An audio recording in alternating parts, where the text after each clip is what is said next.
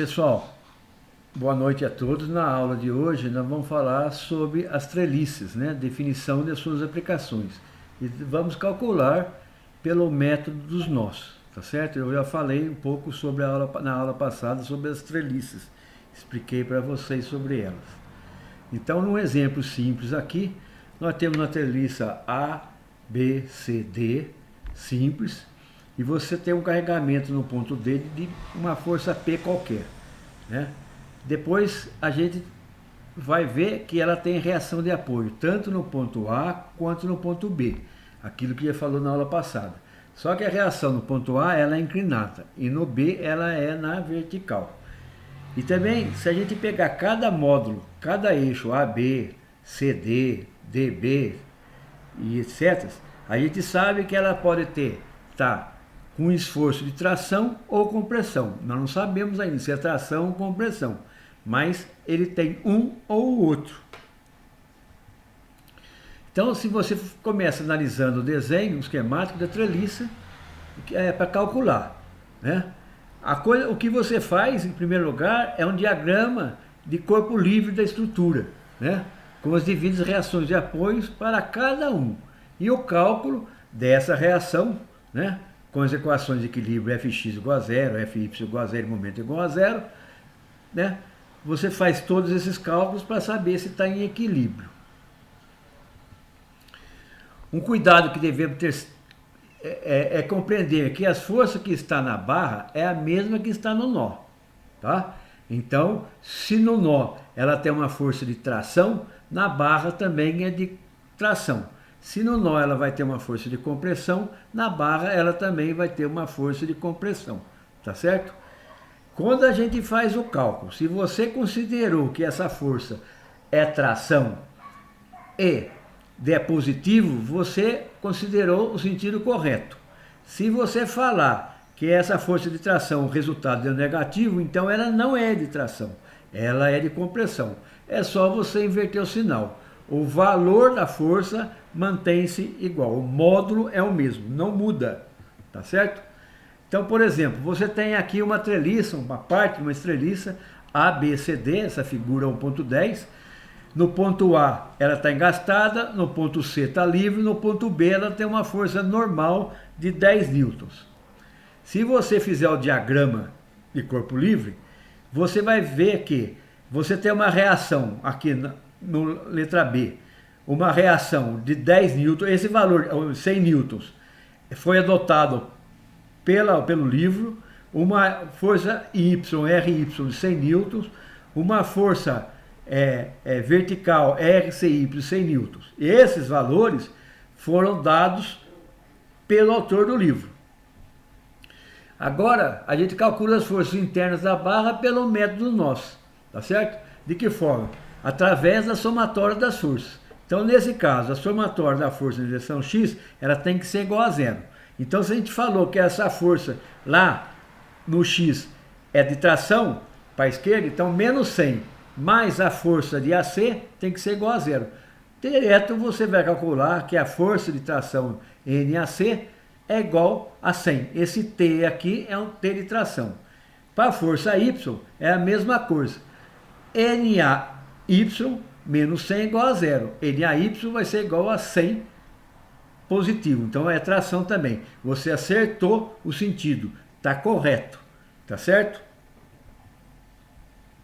No caso da reação no ponto C, agora, acontece que essa força, ela não pode se calcular força, como eu falei na aula passada, a força inclinada. Você tem que decompor essas forças, tá certo? Em horizontal e vertical. Como a gente faz isso? Como ele deu aqui o ângulo de 45 graus desse eixo, dessa barra inclinada, então na horizontal é o seno de 45 graus. Tá? Que é o NAY. Então, a força em B, CY, é menos 100. Daqui você tem que NB vezes seno de 45 graus é menos 100. Ó, daí você tira direto que a força de BC, né, no eixo BC, é menos 100 dividido pelo seno de 45 graus. Ou seja, deu negativo. O fato de ser negativo, o que quer dizer? Quer dizer que, então, que esse esforço de 141,42 newtons, ele é de compressão.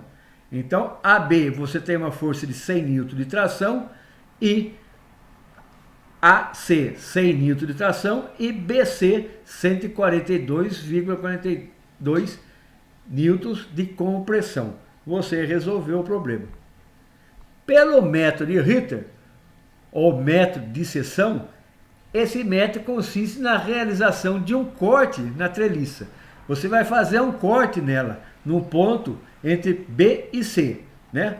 Esse corte é o corte AA. E você vai separar um para o lado esquerdo e depois o outro para o lado direito. Separando, você tem então a mesma treliça separada em duas partes. Ou seja, você tem, aí você vai supor que você tem uma força FBC tracionando aqui, uma força no eixo GC, FGC tracionando, e no ponto G uma força FGF comprimindo. E do lado oposto simétrico é o oposto do que a gente falou aí. Uma força BC, uma força GC e uma força FG do lado direito. Depois você tem aqui uma reação de 100 newtons, você tem lá uma força DY, uma força DX e assim por diante. Pode-se escolher um dos lados para calcular as forças da barra, não tem problema. Utilizando a equação de equilíbrio, né? Fx igual a zero, Fy igual a zero e momento igual a zero. Ou seja, então, vamos calcular os esforços da barra ABC da treliça, pelo método das seções. Para a somatória no ponto G, somatória do momento no ponto G, tem-se a força BC, né? É sentido que ela está fazendo é anti-horário.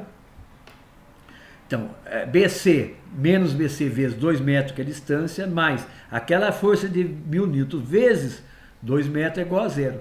De cara, você já tirou a força BC, que é 1000 newtons vezes 2 dividido por 2. Né? E com isso, então, você tem um resultado facinho. Agora, você tem uma treliça figura 1.15. Após estudarmos 2 métodos para calcular, né, esses esforços, as forças internas nas barras, uma forma de simplificar, né, o desenvolvimento dos cálculos é identificar as treliças nas barras que não têm esforço. Essas barras são conhecidas como membros de força zero ou elementos de força nula. Por mais que elas tenham esforços nulos, essas barras são importantes, não podemos esquecê-las, para o travamento da estrutura e também para outros carregamentos que podem ocorrer na estrutura. Para a sua identificação, basta observar a treliça e identificar o diagrama de corpo livre, dos nós mais simples. Por exemplo, vejamos a figura aqui. E você tem um carregamento aqui no ponto E de 10 kN. Né? Podemos observar os nós C e D. Né? Observe que não há carregamento nesses nós. Assim, aplicamos a condição de equilíbrio de cada nó. Podemos concluir que as barras horizontais se equilibram entre si e nas barras verticais, ou seja, BC e DE, não existem forças para equilibrar assim. Essas barras têm esforço nulo. Você pode pesquisar mais na internet, tá? E, por exemplo, vamos aqui, ó, um exemplo aqui, que você tem um galpão numa empresa logística e ele quer que você analise se ele pode colocar um esforço na sua treliça. Então, na figura 1.16, você tem o desenho da treliça e ele, o dono lá do galpão, ele quer colocar um peso de 3 kN no ponto E e um peso de 3 kN também no ponto I. E pede para você calcular para saber se tem algum problema. Nós iremos calcular esses esforços de duas formas. Com o peso de 3 kg em cada ponto e sem o peso de 3 kg. Ou seja, vamos fazer a somatória das forças com o carregamento de 35 kN e o carregamento de 38 kN. De que forma? Através da equação de equilíbrio. Somatório de força x igual a zero, somatório da força de y igual a zero. Ok? E vamos encontrar todos esses resultados sem o equipamento e com o equipamento. Quer dizer, sem os 3 quilos e com os 3 quilos. E todas as barras você vai encontrar esses valores.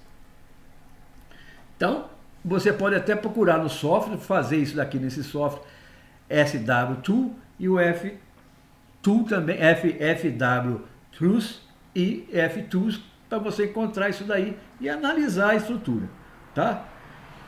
Verificação da confiabilidade do software, você tem um exemplo aqui da figura 1.17, né? Que você tem aqui uma treliça em balanço, ela tem o ponto A que está engastado e o ponto C ela está móvel. E ela tem um comprimento de 25 metros. 5 mais 5 mais 5 mais 5 mais 5. Se você colocar no programinha, você vai encontrar esses resultados. O que eu peço para vocês é fazer o início disso daqui, você já vai ter de cara o valor. Esses valores, algum deles. E você já vai saber se está correto o cálculo estrutural aí feito pelo diagrama, pelo software aí. Ok? A resolução da situação do problema. Deve-se resolver o problema fazendo um corte vertical da treliça, passando pelas barras GF, EG e EC. E assim, né, desenharemos o diagrama e vamos calculando a estrutura do lado direito, conforme essa figura aqui. Então, se você for fazer o momento, o que você tem? Somatório momento no ponto G é igual a 0. Então, a força EH vezes 5, que é a distância. O momento é força vezes distância.